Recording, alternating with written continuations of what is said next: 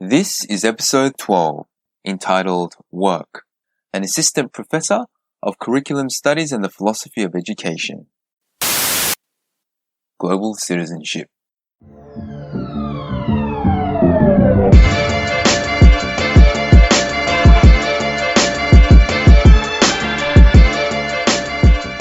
Hello world, welcome to the show. We work, rest and play. This is where we dissect, decipher and demystify people's work and their lives outside of work. I'm Dan, your host, and welcome to episode 12. In this episode, we are talking work, where we go deep and get real about what it's like to work as a university professor at one of the premier universities in the United States. We welcome our fifth and final guest for season 1 of the show, and his name is Gonzalo. He's become a good friend of mine, who I met only a few years ago via a mutual acquaintance. Firstly, a quick intro about Gonzalo. For work, Gonzalo is a PhD in liberal arts with a focus on the philosophy of education and is currently an instructional assistant professor of curriculum studies at one of the premier universities in the United States. You'll find that Gonzalo is a very thoughtful man, and we get all philosophical as we delve into topics such as the humanistic side of academic development, what actually is a doctorate, what a typical day of a university lecturer or professor is like, and the theory behind education systems in general, across demographics and across countries. We also talk about the philosophy of education for global citizenship. I'm going to say that again because it makes me sound really smart. The philosophy of education for global citizenship. How cool does that sound? What the, you ask? Listen on to find out what that's all about. And so, into the world of philosophy and education, we shall delve onto episode 12. Please enjoy.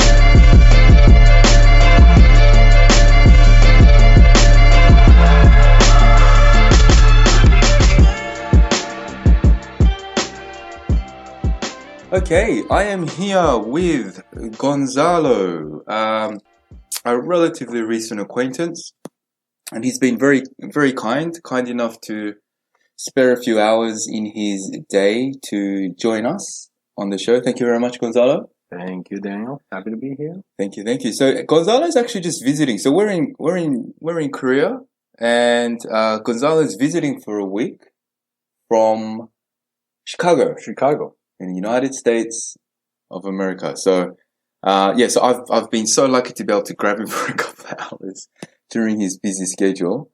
And so how do we get to meet? So we should probably let the guys know. So we've known each other for a couple of years? Yeah, almost. I think it's 1.5 years. 1.5 years. So we met him through a mutual acquaintance called Justin, who is actually one of the previous guests on the show as well.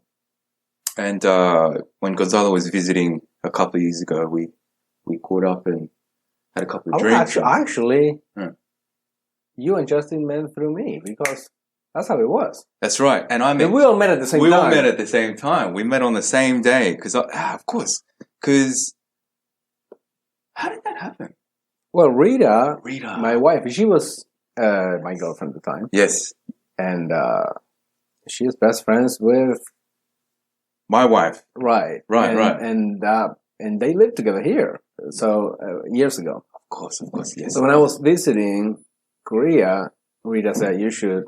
Your girlfriend got in touch with my wife and said, "My boyfriend's coming over to Korea. Show him around a little bit, and then let me know what you think." Yes, about it. Yeah, that too. It was sort of Rita wanted us, or my wife in particular, to sort of suss you out, make sure you were okay. You achieved full approval, by the way. Oh, that's one that we were so happy. Oh, so finally she's met a good guy. Yay! And then you got in touch with Justin. Right, because I only had 1 day here. Yeah. And I'm like, I got to meet Justin because he's one of my best friends, right. And I got these guys that I got to meet too, and I didn't have time to have separate meetings. So let's all get together. And it was awesome. Yeah. Had so much fun that night. That was great. And so here we are today, 2 hours later. So People are going to be wondering, what's that accent you've got? Gonzalo's got this sexy accent. What is it? Argentina. Argentinian. Oh, fantastic. Yeah, good old. I love the accent of the Spanish-speaking countries. I think they're fantastic. So you are living currently in Chicago. In Chicago. And this is your second time in Korea? Second time in Korea, yeah. How are you finding it? Oh, it's fantastic. Yeah. I loved it the first time. But this time, coming with more time. And I'm sure you know about it. And I hope many of the listeners know that the food here is insane. It's really good. We have some of the best food I've had. Yeah, here. Yeah? Yeah. Some things I wouldn't have tried if it wasn't because of you. So Gonzalo's referring to how should I say, somewhat squirmy, moving seafood. Right. Like live squid. That's right. It was live squid and raw fish, sashimi, which is quite common, but Gonzalo hasn't had a lot of that stuff, I guess. But yeah, that live squid thing was fantastic. Did I video record it? I don't think I did. Because I've had so many video recordings of people trying live squid for the first time, and because if you picture someone with a squirmish face trying it for the first time, that's exactly what Gonzalo was like. It's like, what is this thing moving in my mouth? But because when people think Korean food and Asian food in particular, they're probably thinking like spicy or whatever. But for you, what is it about the Korean food that you really like? It's a rather abstract question, but is there something that you think is something about the food that really draws you?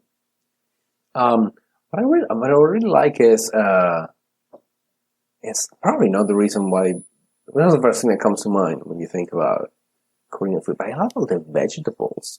The vegetables, like, right? I don't even know what they're called, but all of the veggie stuff has got a really a whole range of flavors that you don't get in Western food. And we actually went to I think it was your suggestion. We went to a vegan temple food restaurant. Yep. And it was really, really amazing. Yeah, I've had the vegan / vegetarian, call it temple food in the past, and I was blown away because I love my meat, and then I thought, how good can this be? I was quite skeptical, and when it was just fantastic. Full of flavor. Yeah. I actually scored points with the chef yesterday. I don't know. I was at a coffee shop, and there's this chef from Seattle. Right. He's a Korean American, and apparently he owns 8 restaurants. So they're very kind of renowned. He's coming here to teach classes at the university, and he didn't know about this restaurant.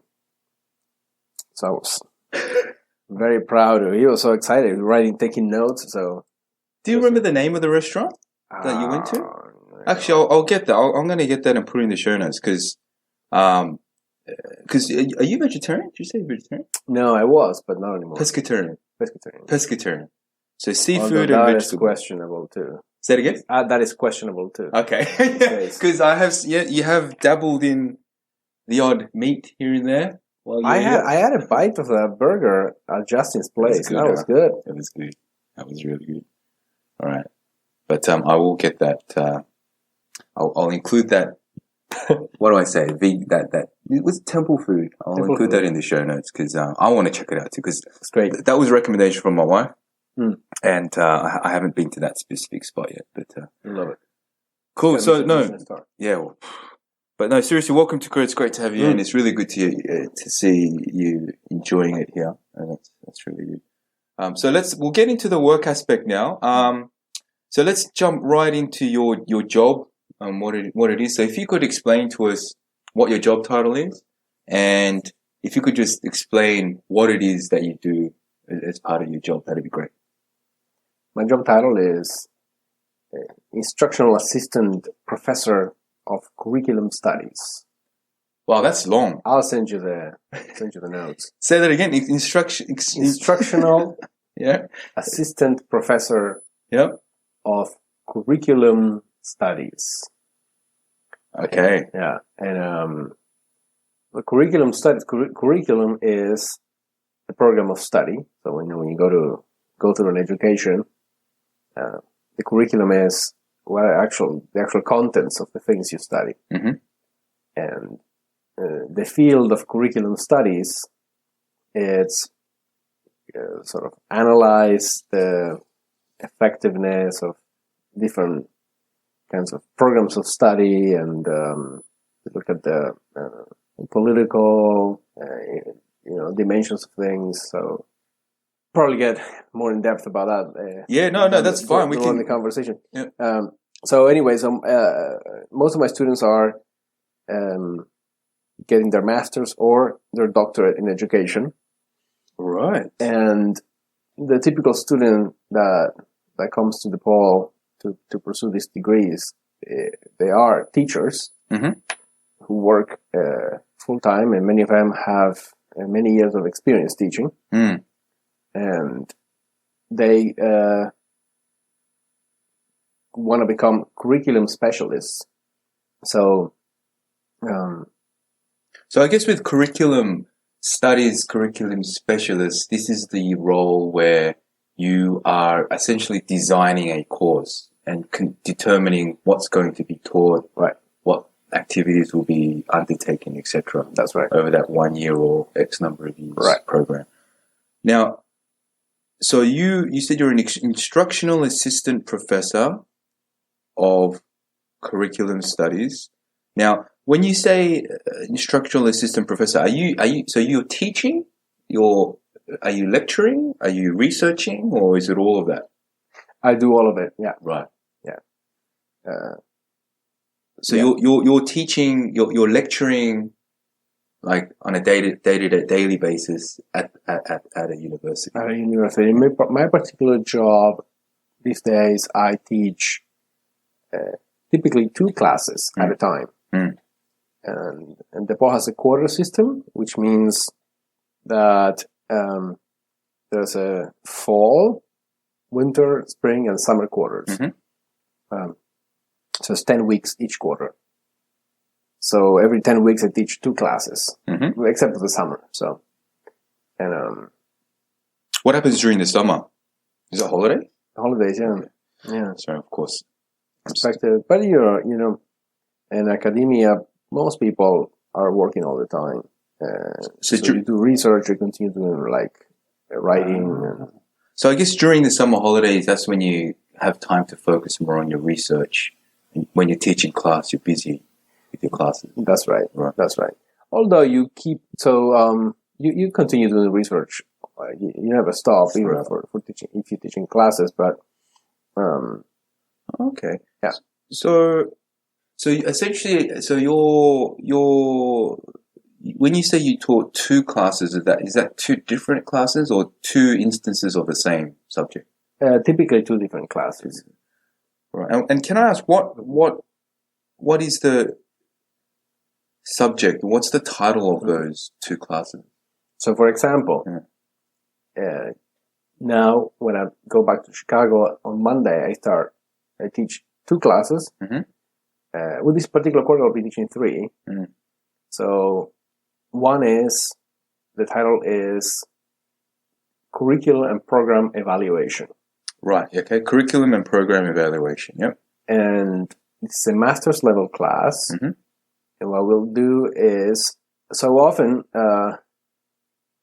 if you are in a position of, let's say you are the principal of the school or you are the superintendent of the school district, and then you're using some curriculum, or you have some type of program, or let's say even at a higher education level, like university has some program like a master's degree and something or other.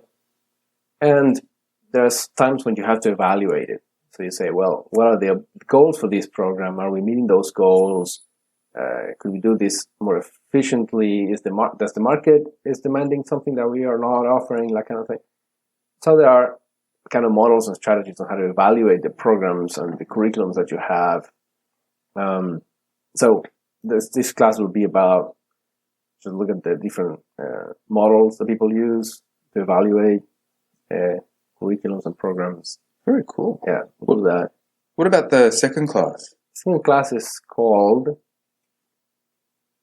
Curriculum for Human and Community Development. Ah, okay. So the idea is, we ask, well, what does it mean? What is a good life? What is a good human life? What does it mean to grow as a person? And then what is a good community? What does it mean to cultivate a social life, a group that is conducive to good human life? Then the question then is, well, what kind of curriculum, what kind of education would promote that? So these curriculums, which in these particular two instances, whether they're being evaluated or designed for better human and community development, I think these curriculums for what type of students? Elementary school, middle school, university, or is it more just very generic? Like what type of curriculum are we talking? So, because my specialty is theory, what I bring to the table is all the theoretical part. Like what are the models, what different philosophers have to say about these things. Now, each of my students have a focus area. So some of them are kindergarten teachers, some of them are, university professors. So they tend to take these ideas in class and apply it to a specific context. Yeah. Right. So each one, they write their projects are about something in particular. Wow, that's okay. This is really interesting. So you've mentioned the first. You mentioned you're teaching a third class this quarter. And what's the title of that one? The third one is the same as the curriculum for human and community development. It's another section of the same, but the other one is online. So I'm teaching it face to face and online. Oh, okay. And that's an online, as part of an online degree, or is that more like a? No, it's just that class.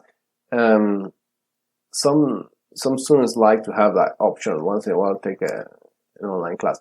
We're very excited. We have a new online degree that we're offering, and I'll be teaching classes for that in the summer. Fantastic. Yeah, but that's not this class. So this curriculum studies which you teach and research about, the overall emphasis seems to be how to ensure, or how to go about designing curriculums to make sure that they're effective, helpful, and developed in a way that's going to be beneficial. Now, the benefit side, you've mentioned, I guess, the humanity and the local community impact. So is it generally that humanistic perspective that you're focusing on, or is it also about how to, say, generate optimum academic achievement? Is that one aspect that you also address, or is that a different side? I address both, and I tend to want to emphasize the humanistic side because there's so much emphasis on effectiveness and on producing what it's called human capital. Right. So the idea is, we need this set of skills in the market because there's a demand for, let's say, people that can code in Python or whatever. Right. Yeah. There's demand for that, so that's what we need to produce. And sorry. For those listening, coding Python. Python's a computer programming language, so hence Gonzalo's making a reference to we need more computer developers. That's right. Yeah. But please, sorry. Continue. And I don't know if that's what people need these days. Actually, that's a very in-demand computing language. Is that right? Okay. So there's great emphasis on that pressure on schools and teachers to way too much. do that. I think there's something dangerous in how we overemphasize that aspect of education, because we may fall into the trap of thinking that these goals that we set for education, like acquiring particular skills to get specific, like good jobs that pay well and all of that, we tend to end up getting confused that those are the goals in life. That's the purpose of life. And in many societies, we are quite good at generating professional financial success. I mean, we could be better, and many people are kind of excluded from the benefits of economic development. But educational institutions deliver on that, but still a lot of unhappiness. People doing jobs that pay well and enjoying the benefits of a modern society, the comforts, but still very deep down, very unhappy. And wow. I think those are evils, pains that can be avoided. Education could help people live good lives. Most certainly, and that I can't agree with you more when you say. And to be honest, it's actually really refreshing to hear someone in the education industry bringing this up to the forefront, because it's so important. It's so important that, and that's something we forget about or don't have time to deal with, and hence even this podcast. It's not just work; it's work, rest, and play. I personally want to emphasize the rest and play aspect too, but also if you're going to do work, you want to do something that you believe in and that you find satisfying. And it's sounding like that what you are doing as your profession is something that you truly believe in and you have a passion for. So that's really, really cool. Now, you've brought up a couple of things which I'll come back to a little bit later, because it does overlap with a lot. But one thing I wanted to ask is, many listeners will listen and say that sounds all well and good, but also sounds very idealistic. I consider myself an idealist, so to me we're on the same wavelength there. But I'm curious. So in what you've seen, are you seeing more education industries and more courses starting to adopt what you are teaching, or is this something that's still quite theoretical and it's still a nice to have that teachers and professors in other education institutes are struggling to incorporate? Because I can picture there's a possibility that people don't want to change existing curriculum, because some people will say don't fix what's not broke, they don't think it's broken, etc., etc. Are you seeing adoption of those, I'll call it, better ideals or principles in the curriculum, or not really? What are you seeing these days? What you find in the United States is that, like most things in that society, the United States is a very unequal society. And so you find a lot of inequality in the education system as well. So the schools that are under most pressure to narrow the curriculum and focus almost exclusively on the skills that would help students to get higher scores in standardized tests.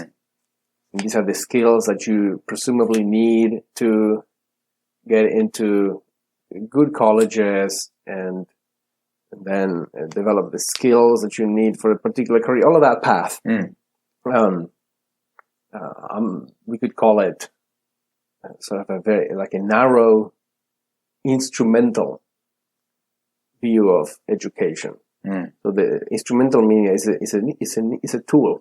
Education is just a tool to get the job or whatever it is.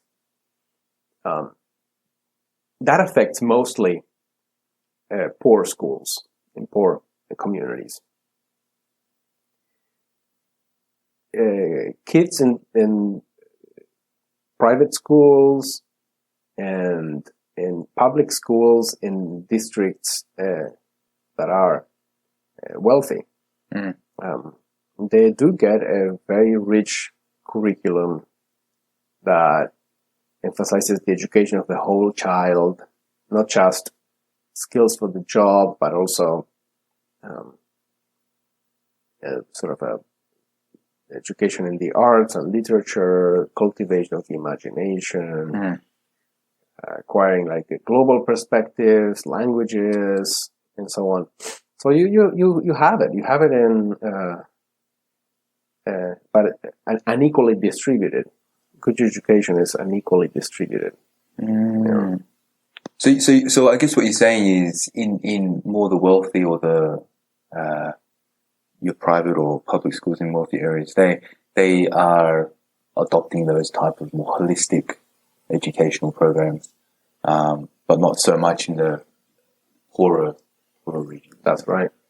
That's interesting. So do you have an opinion as to why that's the case, in the sense that why is it that in poorer areas that they're not getting that more holistic education? Is it because that their focus is just earning an income, so just learn a skill or a trade, and that's the priority, or is it some sort of other type of bias that say we may not be aware of? Of course, if the solution was that easy, it'd be already solved. Yeah. I think there are many things going on there. There is an element of mistrust in working class children that comes from families often of color. So racism is an aspect of it too. There's this sense that if you give children kind of more freedom, both to pursue their own interests and to explore in their education kind of a wide range of subjects and so on, that they will not make wise use of that freedom. They'll just waste time, and that they need to be given more direction. They need discipline. There's this sense that kids need a structure and so on. So there is some of that. You just don't trust kids, and in general, that's an attitude with all children, but more so with poor children. You don't trust them. Right. Then there is a question of the reality that many of the kids in these poor neighborhoods are not performing as well in the standardized tests. There are many reasons for that, including that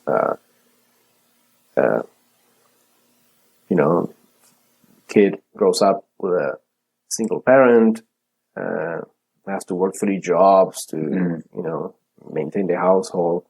They don't have the kind of stimulation, intellectual stimulation that a child that has proper care from both parents would have. They're not exposed to reading as much, watching TV a lot more. Nutrition is worse. They don't have access to good examples of good study habits. They don't have many examples of adults who are successful in their careers and so on. That's just what happens in really impoverished communities. So kids tend to fall behind in their academic performance. So there's this added pressure to they have to catch up. And for many people, I think the way to do that is to narrow the curriculum focus on these skills that you need to test and so on. Whereas the kids that for many reasons are already doing well in school because they have all of this support from family and community and so on, they do well in scores already. So you don't need to increase the pressure. Yeah. But that's interesting because you mentioned how earlier on you mentioned in the more, I'll say, poorer communities, often parents will be reluctant to give their children the freedom to do what they want because of the likelihood of them not doing the right thing. I've never really thought about this, but that when you bring that up, that seems to make a lot of sense because I guess it's sort of the same frequency, but you could also argue that those parents they're wanting to minimize the risk of their child not succeeding. And probably the best way that they know how to minimize that risk is to increase monitoring, reduce the freedom, and try to be more strict with them. Right. Which I guess often can backfire because then it just creates this vicious circle. Because like you said, maybe the children need to see more examples of what it is that they need to do rather than being told, can't do this. Well, if I can't do this, what am I supposed to do? They might hear about it a lot, but the environment that they're in is not one that will typically nurture. And it's not just the parents, but it's also the teachers and other people in the community, including, policymakers and other stakeholders who don't trust these kids. What happens in well-off schools is that the teachers, the school administrators, and the children and the children's family are all part of the same culture, same kind of social class, for example. Well, except in very rich schools, usually students are much wealthier than the teachers. But in general, you have this sense that it's us, it's people like us. There's this kind of mentality. But in really impoverished communities, the teachers who teach there, they don't come from those communities, typically. The typical is that you have like the middle class Caucasian woman. That's the typical teacher in the United States too. That goes into these communities. So she doesn't, sounds like an awful generalization, but it's true. There's no sense of being part of the same community. You're an outsider. That affects trust. It's a really tricky topic. I myself, I'm undecided. I don't know what it's the wise thing to do. I've seen good teachers who are very strict in their style, and they inspire students that way. They don't make them feel that they're constrained, and I've seen teachers and schools implement sort of a zero tolerance attitude that doesn't work. And the same thing with the opposite. There are teachers who are very flexible and they make that style work, and some teachers that have the same sort of flexible, imaginative teaching style, and that's not that they don't help students. That's not what the students need. Wow, yeah, it's such a difficult topic. Just thinking about it, it's so many, like you said, there's so many variables, so many different ways of looking at it, yet so many different results that will happen no matter what you're trying. So.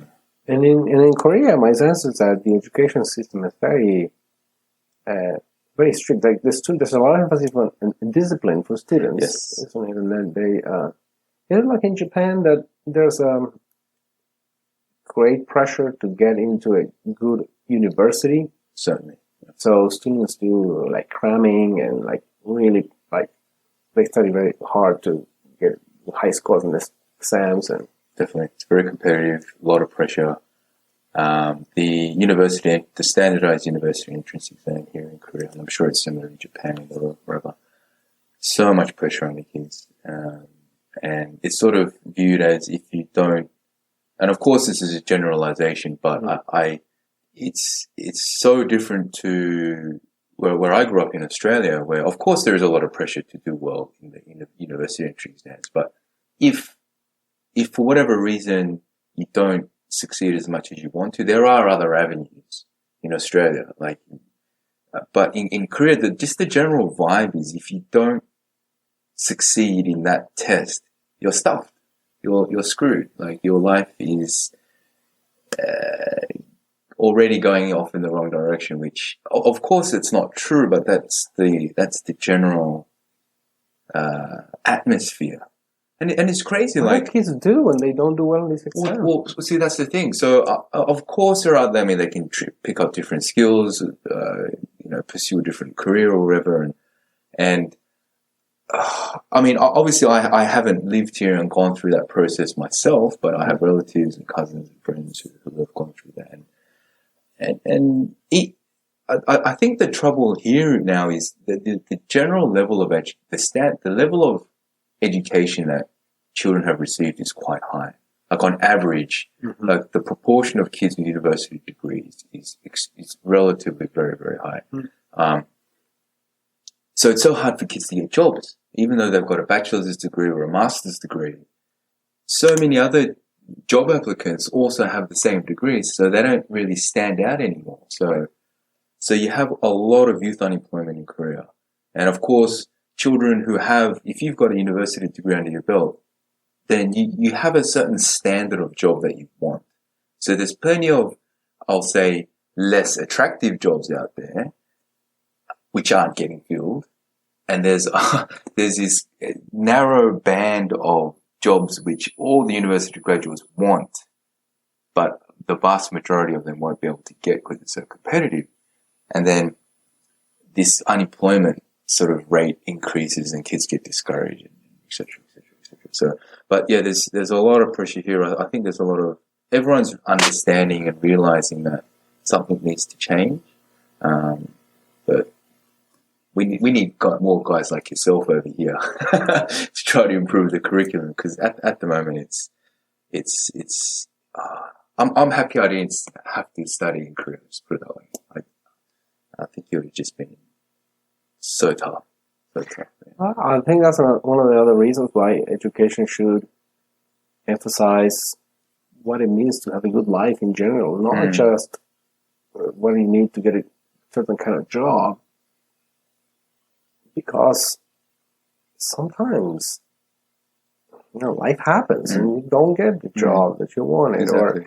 or sometimes, but you do get it and you realize it's not what you wanted. You didn't know what it was like, and I mean, so many things could happen. The economy, right now with automation and overpopulation and the globalization of the economy, right? So like it's just a lot cheaper to hire workers in overseas, and things could even change. The labor market could get even worse than it is now for kids, like in 20 years or so. So we need an education that prepares us for more than just, a certain kind of job. We can find meaning in life even if you don't get to do what you dreamed or whatever. Actually, one thing I wanted to mention is just the whole pressure thing in Korea on the students. Society's not helping either, and I was so shocked and surprised to find out. Did you know on the day that I'll call them E12 students, so I don't know, what do you call that in the States? The final year of senior high school. Senior year in high school. Yeah. So your senior year, the day you sit the standardized test for the university entrance, on that day, flights will be delayed. The flight schedule will be adjusted so that there are minimal or no planes flying during the time of the exam. So there's minimal noise for the students so their concentration is not disturbed. Corporate people with like the companies will delay the start date for work. So if you normally start work at 9, they'll push it back to 10 to reduce congestion so that students won't be late to their exam. Like, Oh my like God. I'm not kidding. Like this, the society does not help with, I mean, okay, so maybe it's well intentioned, but to me, I just think that just adds more pressure to the kids. The Like stakes get higher. it's Yeah. nuts because I just couldn't believe it. When I was working here many years ago, I just saw the email go, all right, tomorrow's the day of the test. Everyone come to work. You come to work an hour late or whatever. And I'm like, what's going on? And it was explained to me, and I'm like, whoa, this is crazy. It was a bit crazy to me. Yes. It was weird. Yeah, I mean, with the high stakes test, it's crazy because people see what happens when the stakes are so high. Yeah. Like, your whole life depends on this. You operate from fear. Exactly. And then what you do, you become very risk avoidant. Your whole attitude is going to be, I have to make no mistakes. Mm. If you do something risky, when the stakes are too high, you don't want to take a risk. It's frowned upon, right? There's a kind of mentality that you develop if that's the way life is presented to you. But life is not like that, actually. It's not like that. That there's one. I mean, unless we artificially make it like that, you know. But in life, it's not like there's one thing that is going to be the test that's going to determine everything in your life. It's not like that. Mm. We always get plenty of chances. Things are a lot more complicated than a test, and it's just that whole high stakes tests and how it encourages young people to be conservative and scared. I think it's terrible.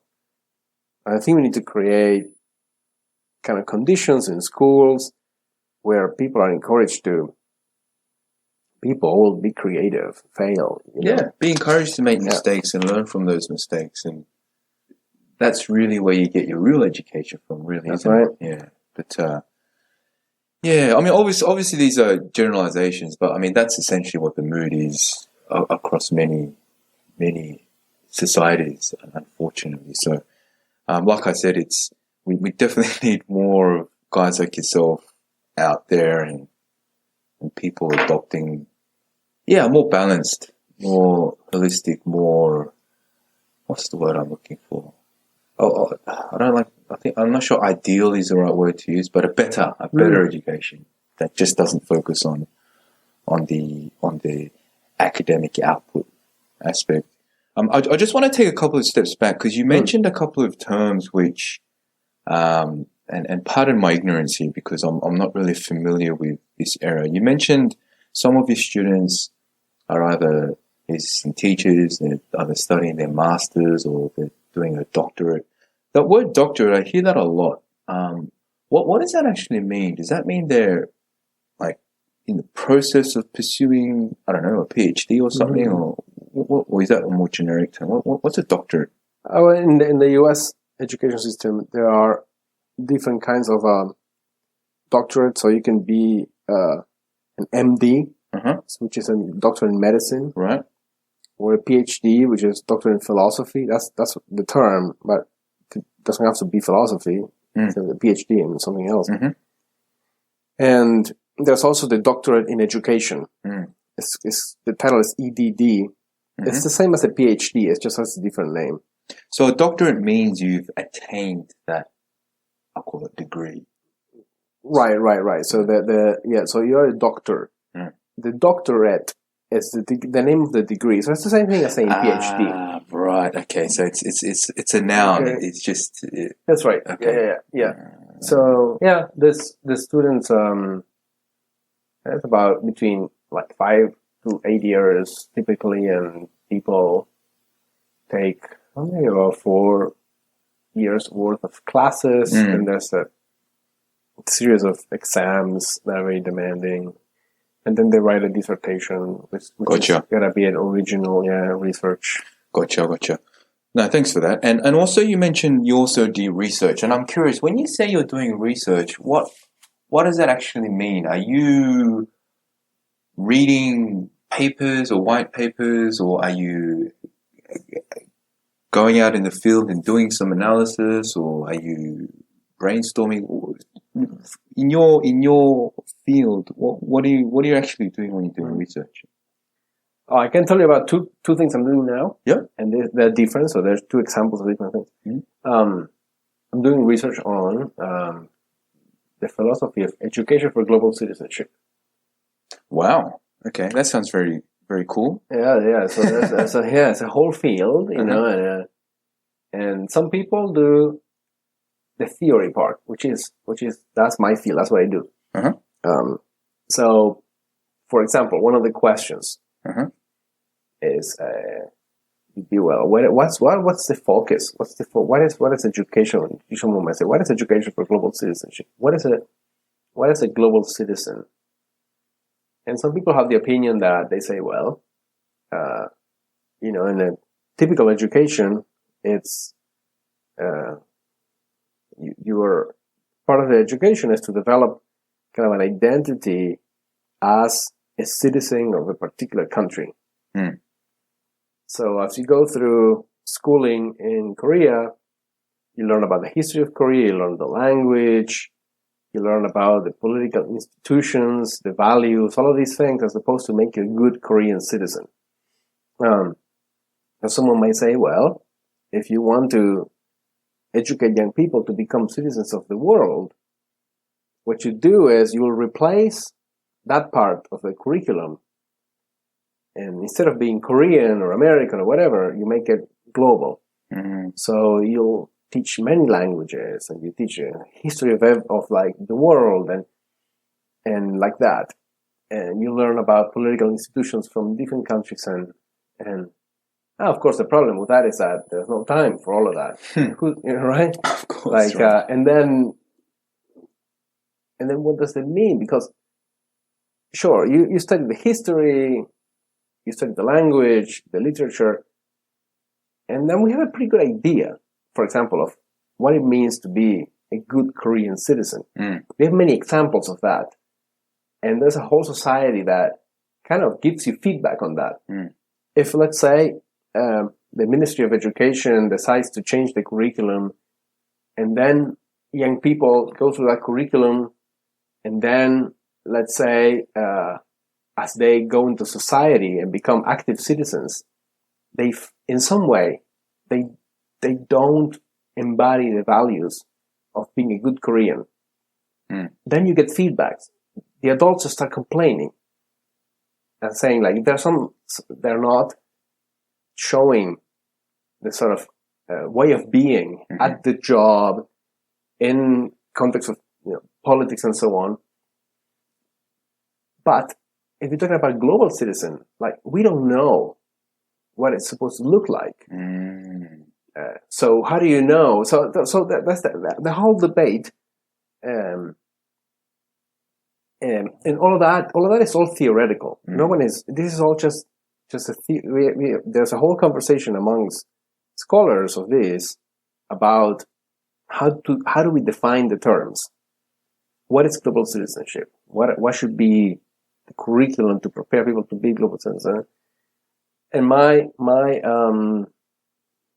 position, what I try to argue for is that, as I said, so the key, the reason why global citizenship is important is that, I would say two main reasons. One is that there are some problems that we face as humanity that have to be, to solve these problems, to deal with this, we got to cooperate across differences, across borders. We're not going to solve the threat of nuclear war alone. No one country can solve that problem alone. We have to collaborate. That's right. We're not going to deal with the problem of global poverty and the increasing global unemployment rates, or the problem of the degradation of the environment. As a society, we have to go across borders. So that's one reason why we need people that can think globally. Um, in the United States, for example, we have a long way to go. So many people who they just really think they just don't care about people outside of the United States. And they celebrate when, for example, President Trump decides to drop the Paris Agreement. If more American citizens were educated with a global perspective, they would reject that kind of attitude. They would recognize that we are all connected with other people all over the world. We have to work together. So that's one reason. The other reason is that it's become more and more common that people have to deal with and deal directly with people who are different, from different cultures. And typically the way we manage those encounters is, for example, like, if you come to a country like Korea, and you're coming here as a foreigner, and it's very clear that the values that I bring to an interaction are different in some ways than the values of someone that is from here. So in the small little things, the expectations, the way someone would expect another person to interact, I don't meet those expectations. The way I talk, the way I move, the little things I do, is just, I break the rules because I don't even know what the rules are.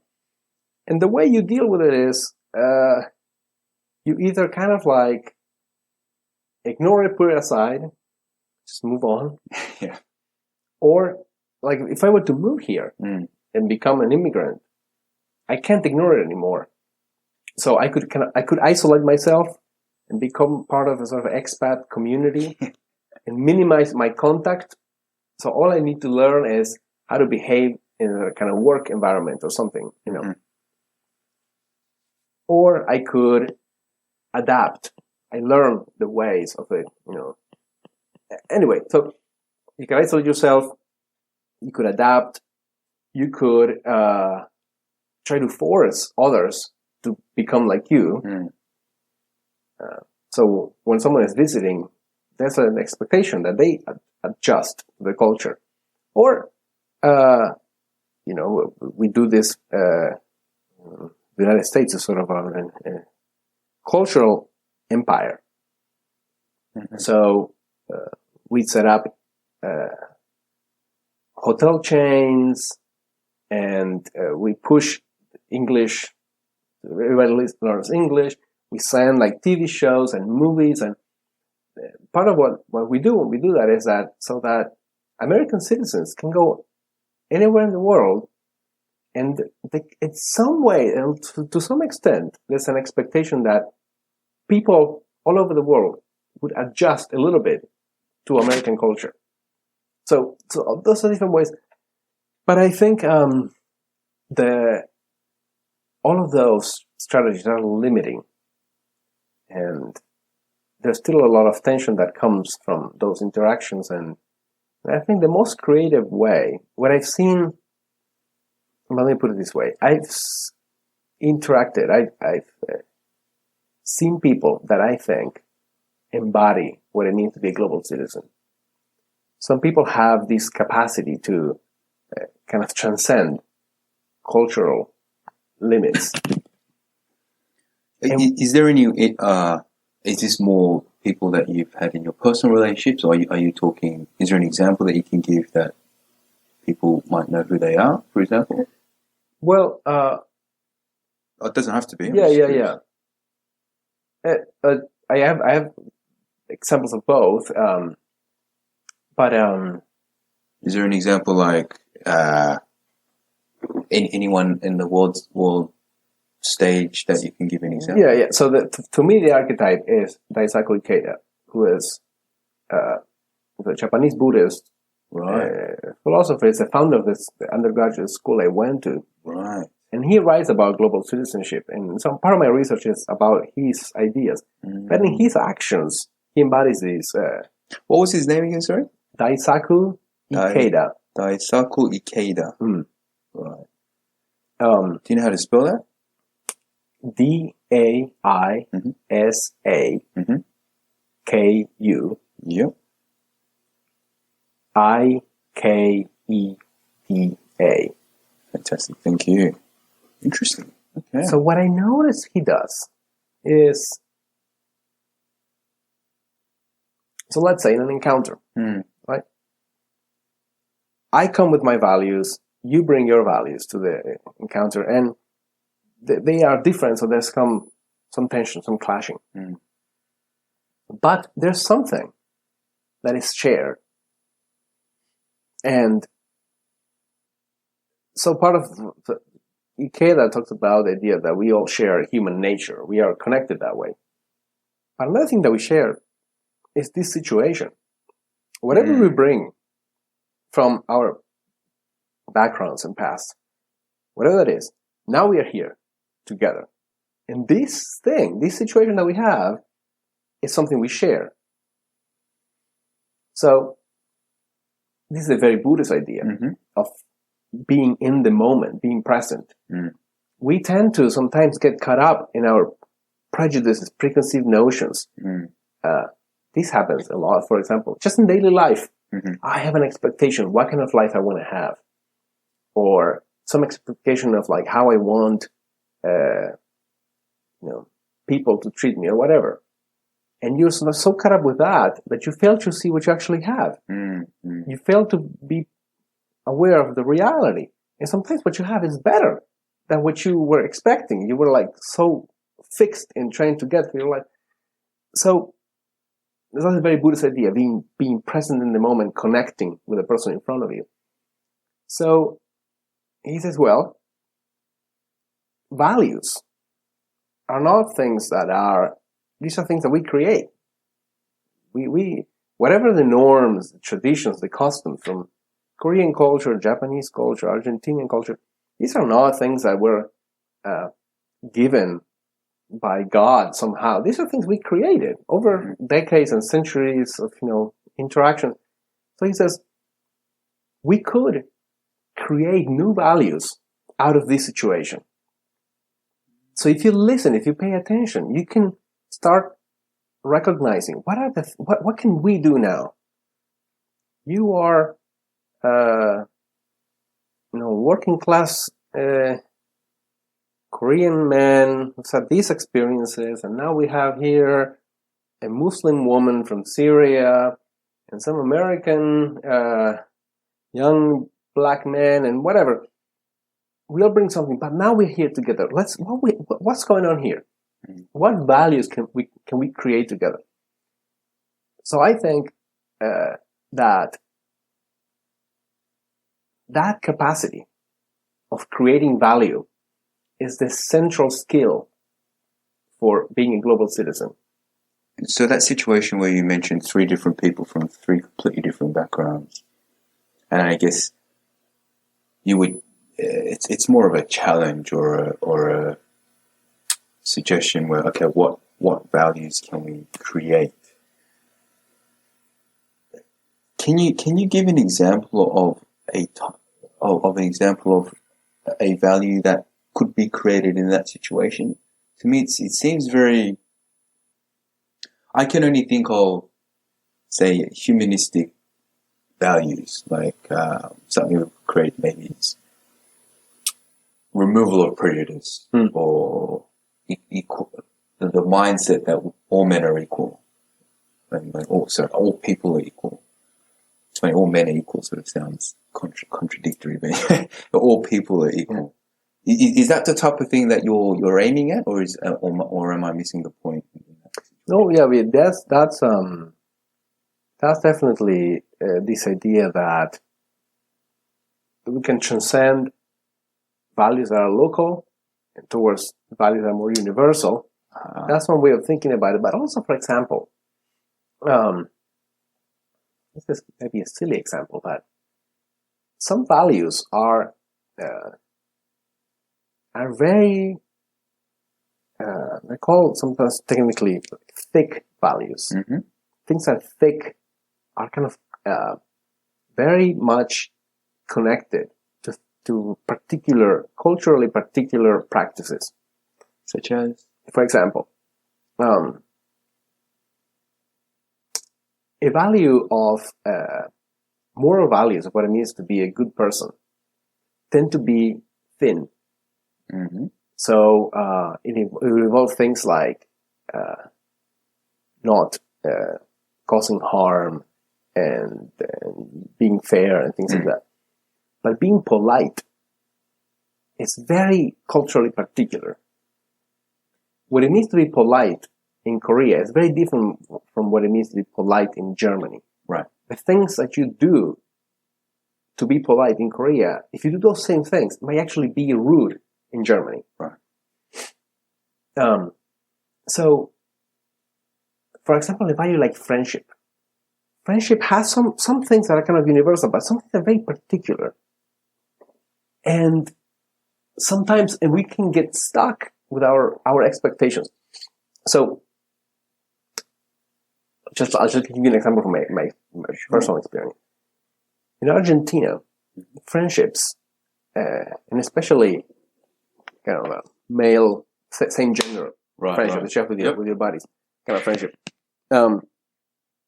involve a lot of like actual expressions of care. Like you can actually say, "Hey, man, I love you." Mm-hmm. Like you can actually say those things, and like, and then you hug, and sometimes even like there's a little bit like kind of playful teasing, and all of that is part of like being friends. And if you don't do that, there's some kind of distance. Like, like if someone is just being nice to you, and they don't do or say anything that could be offensive, that's not your friend. It's too removed, too distant. With your friends, you're more rough, kind of thing. But I noticed in Japan, there might be some of that. I never got to that level. But I noticed there is some aspect of expression, direct expression of respect. In Argentina, you could never say, "Oh man, I really respect you." It's weird. It's not part of friendship. You don't. Right. That's not. You can show that, but it's always indirectly. Like you show it with your actions over time. Like if you are loyal, if you're always there for your friends in moments of hardship or whatever, then that's how you communicate it. But you can't say it. It's weird. But in Japan, you can. So in my friendships with Japanese people who also happen to be kind of have international experiences, so they have an experience of culture beyond where they are, we could sort of really create a new value of friendship. It wasn't just that, I'm going to adjust to the way friendships kind of function in Japan. I'm visiting Japan and I'm going to be like that. I did that too in some contexts. Or it's not that I'm going to just come and treat you the same way I treat my friends in Argentina and I'm going to expect you to accommodate to that. In a way, we created something that was new. It's like a fusion of cultures almost. And it's, you could say, well, yeah, it's a kind of transcending to something more universal, but it wasn't. It was really more like creating something new. And what was nice about it is that if you say, okay, well, you have your own particular culture, I have my own particular culture, and we're going to go above it. And we're going to like elevate it to a different level, which is more universal. If that's the attitude, I could come and say, I actually know I have some special understanding of what is universal. I could come in and say, I can come in with that attitude and say, oh, you have your culture, I have my culture. Now let's all put that behind and let's move up to this universal level. Let's treat each other as human beings without looking at differences. And I could do that without actually trying to learn anything about your culture. I could just say, you leave your culture behind, I leave mine behind, and we're going to get at this higher level or whatever. But if we go into say, we're going to create something together, you really have to pay attention to what it is that the other person brings and see how you can do something with that. So I, for example, in this case, there was just some things about sort of the nature of a friendship in Japanese culture that I was just having a hard time connecting with that, right. And it was just a rough spot and whatever. But that thing about respect, to me, it was like, oh, well, I can really learn from this. Because many times I remember feeling that I needed that. This would be good to be able to be like that way with my friends. In my culture, I couldn't do it. And this is great. I can use it. That sense, that's I think that's important. That people can find ways of connecting creatively that way. So this is so interesting. So this is all essentially part of the educational philosophy for global citizenship, which is one of the areas that you're researching, and it's just so encompassing. Yeah. So the question was about something else. No, that's fine. We're going to come, but this is so interesting. So I wanted to keep going with this because it's so interesting and it's so right. Like we definitely need more of this as the whole earth essentially is becoming so much more interconnected with the internet and things like that. So there's, I think in Korean there's a word called they call Earth 지구촌 now. It's like the global village. It's just one big village now.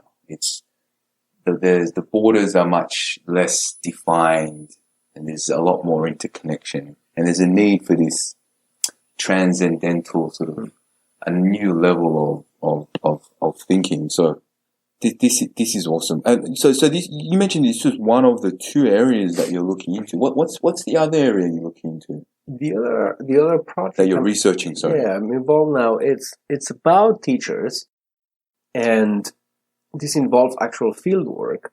At very early stages right now, so we are planning the research.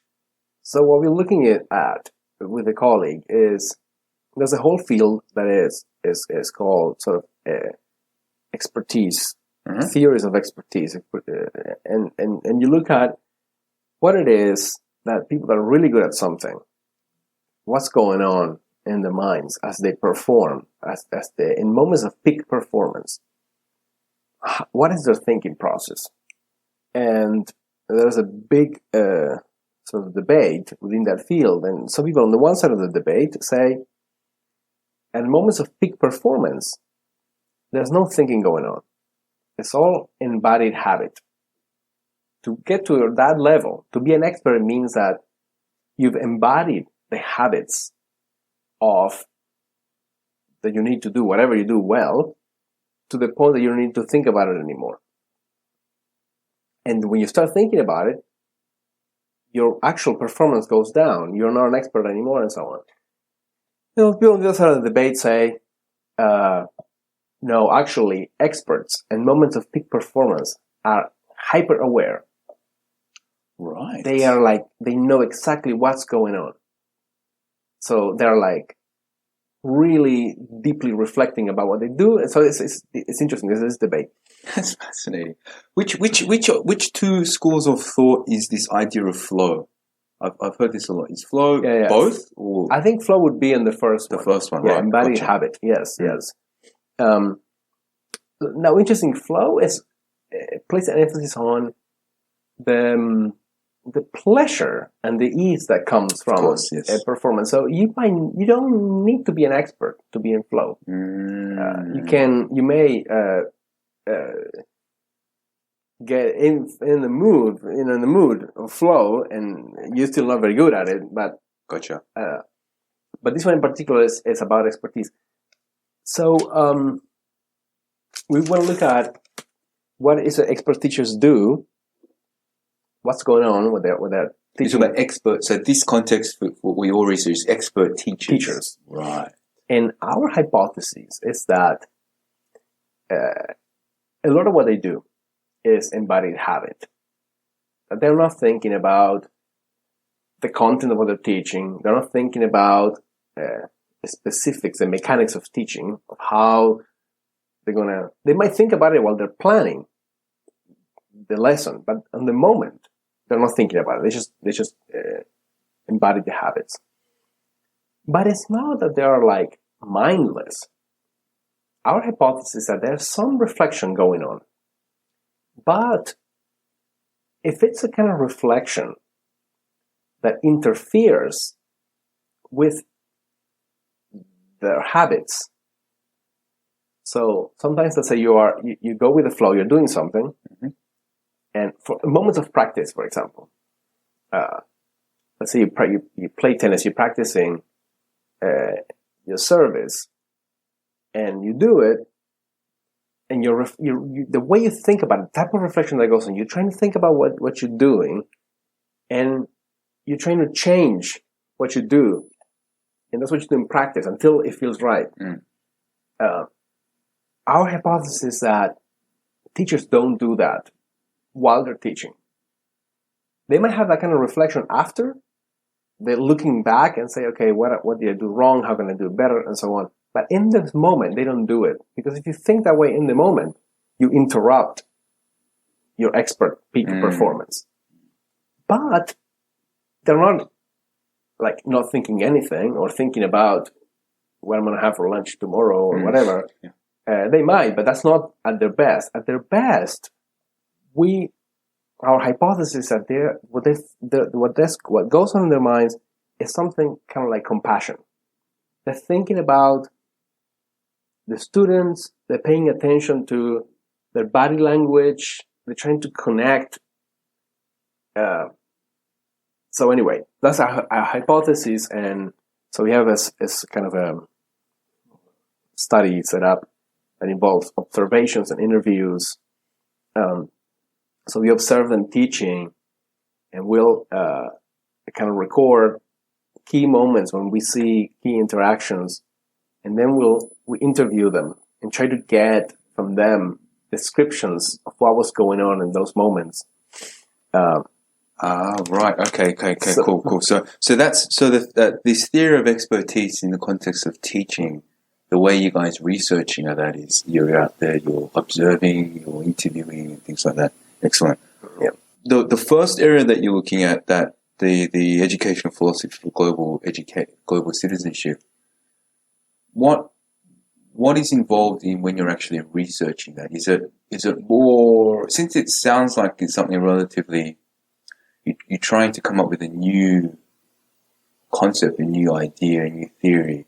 Is it more you brainstorming with other people, or are you reading other people's research and then writing your own papers, and through that writing process you come up with new ideas? Or what's that research process like for that global citizenship area? So typically ideas start in conversation, or just on your own, you come up with it.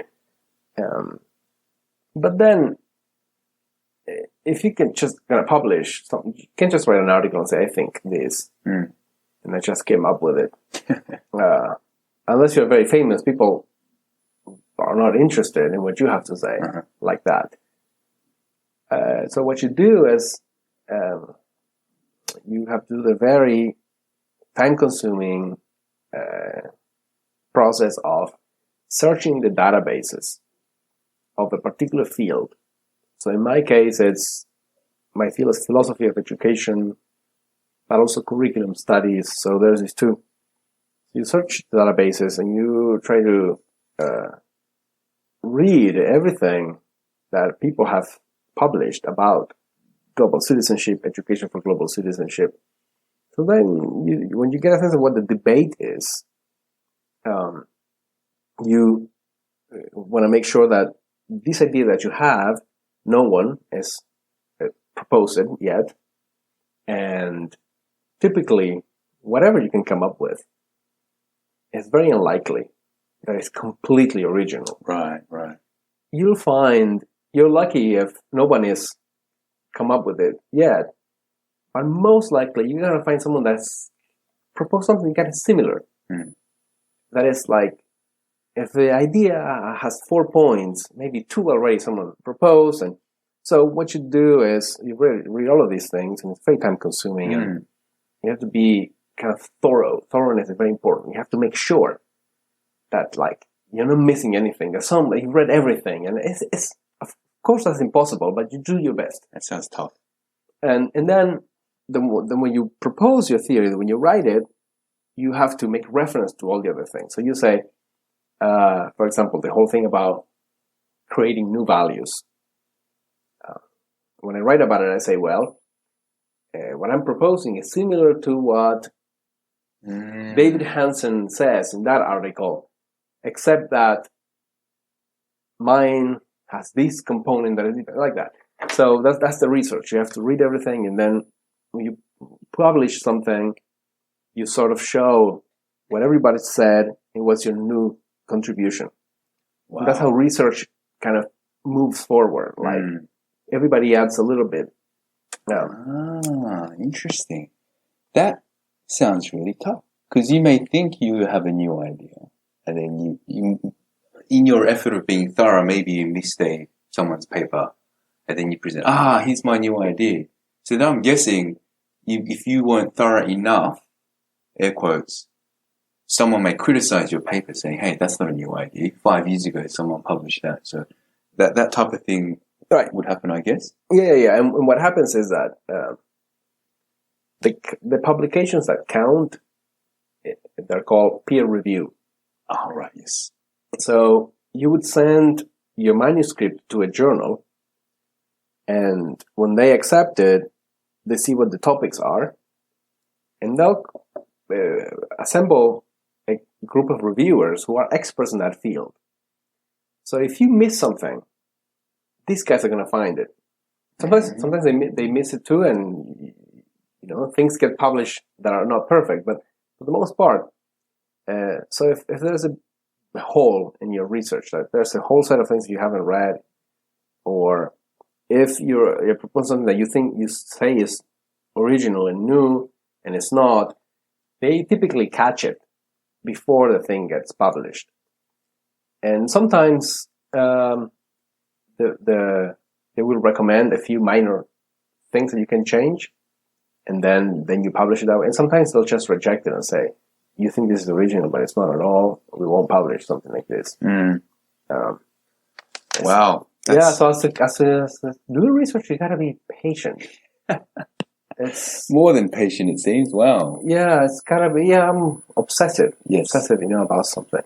Wow. Yeah. Wow, that's interesting. Well, this is. I mean, I had a hunch this was going to happen, because it's just your area of research and teaching is just, I think, so fascinating. It's so. So what I'm curious is that obviously your particular job title that you mentioned was what was it? It was Instructional Assistant Professor of Curriculum Studies. Have you seen other similar job titles out there that do a similar thing? Like if someone was just, because I know each different university or institution will have their own way of categorizing things. Are there any other common titles out there in the industry that you see which is very similar to what you were doing? In the US, they have this way of calling. So the job is always the same. You're a professor, and it involves teaching and research. Right. But then all the other words are about rank. Right. So if you just have professor, it means that you're at the top rank. Oh, right. Okay.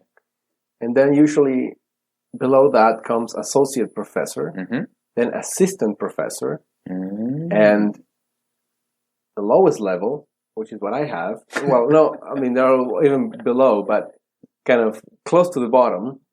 It's the way the writer, the Paul instructional assistant professor. It's, I never heard it before. You sometimes hear lecturer. So lecturer is actually quite relatively low in that rank. In the US system, they use it that way. But my understanding is that in the British, maybe Australia and New Zealand, they use the same kind of language. I think it's different. I think lecturer could mean kind of professor in general. I don't know. I think put it this way. I think for the layperson like us, whatever the moment we hear professor or lecturer in there, essentially you're an expert in your field. So we're all like, awesome. Right. Whatever it's instructional assistant or associate or whatever. Like, I don't know. But it's a matter of rank. Yeah. I mean, I think it's funny how you said at the bottom. I think that's more your humility kicking in, but that's very interesting. Oh, well, it's true though. I mean, it's just because I've been doing this for 3 years, right? And that's how it is. Sure, and over time, your title will change. Yeah. I guess get shorter. Right. Instructional assistant to assistant to associate to just professor. Just professor. Oh, that's fantastic. All right, I'm going to take it back a step here. So, we could go on forever for this, but let's get back onto the sort of the work aspect again. What's a typical day like for yourself as a professor at a university? And that's it for episode 12. Thank you very much for listening. Don't forget to follow or subscribe to the podcast to make sure you automatically receive new episodes. And if and when you feel like it, it would be great if you could spend just a few seconds to leave a review to let me know what you think about the episode and the show. Also, if you've been enjoying the episodes and you'd love to support the show, there is a way. You can become a patron via patreon.com. That is patreon.com, and you can find us by searching for We Work, Rest and Play, all one word, from the Patreon homepage. You'll gain a bunch of exclusive access and benefits, so definitely worth checking out. Every little bit of support is a huge help and goes a very long way in keeping this show alive. And of course, thank you very much for listening. You can also refer to the website, weworkrestandplay.com, for the show notes. And we shall continue talking work with Gonzalo in the next episode. And so until then, live life, take care, and keep smiling.